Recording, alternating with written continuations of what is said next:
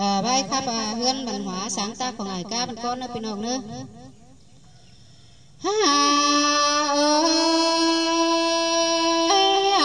có má giảm đông cánh ảo đã khăn đầy đủ cơn đế an đê tàu giam bà phương phê lá lại sướng cơn đế hòa có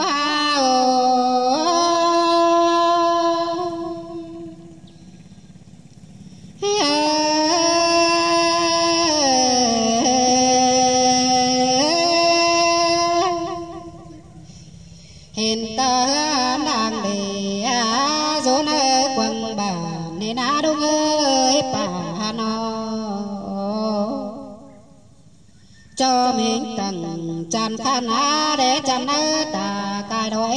ngô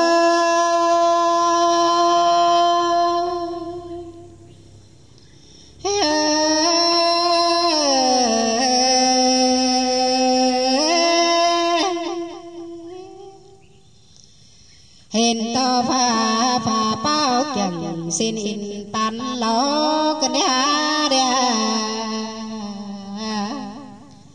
pan đốt mặn báo trai muốn tôn đường đình tên xài coi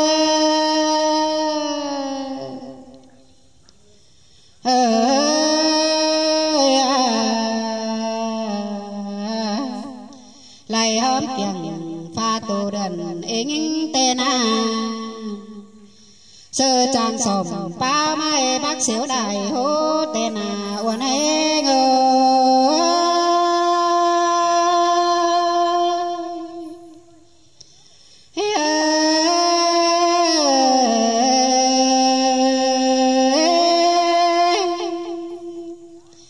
ya bà hô xíu đâu bà bin to ta bài ta phải sang á bé ngàn ô an bài hô xíu ai bao phít to bài khìm sang á hòa có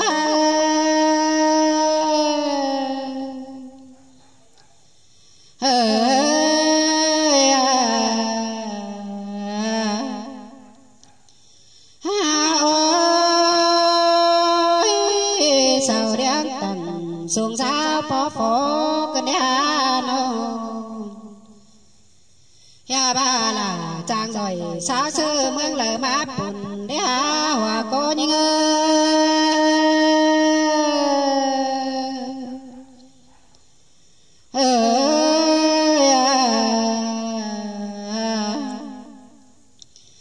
má bên đàng nào chờ cho cô ná tình bàn cơn đế đuông ơi ảo ano ya ba phà tàng đường man ya mà tay bên chờ để cài lò hòa có những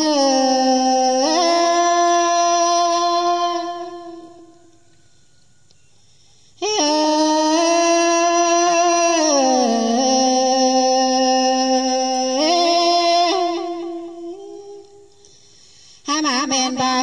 ná bên tầng đang đi văn hóa là quá đuông ơi ảo ano hùng cam trâu đèn sóng hình nhau tên xài có những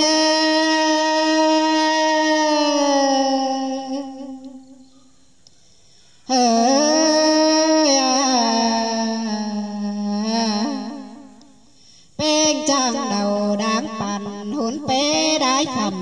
cần đế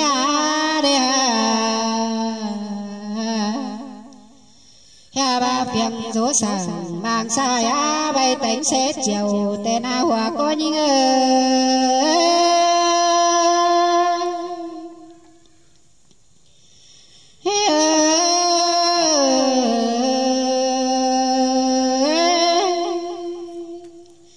ya ba xiang xa lo bế thiểu giờ ra kém đèn cơn đế đúng ano anh đi là quá phù la muôn ủng đồ nôi mía quanh phèn xe đi nano em đã đoá lướt cả buồn chỗ mùa nhung tê đô có những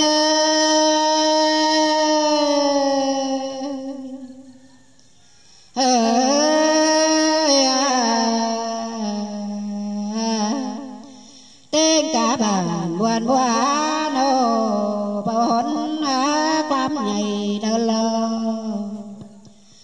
xôm chờ côn tráng phường đến má sau rằng tên ấy ngờ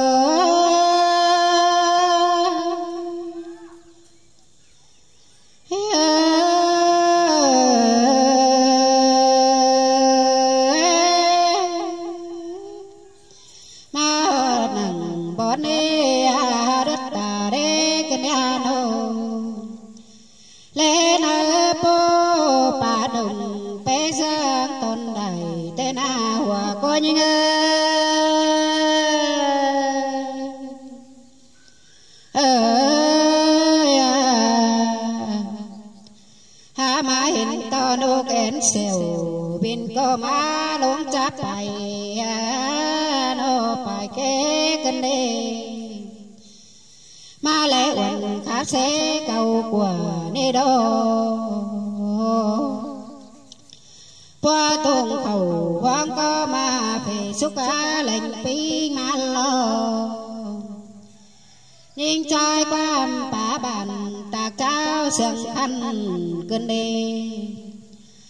cho map tồn gan khăn bàn hóa nhá mộng sang số mà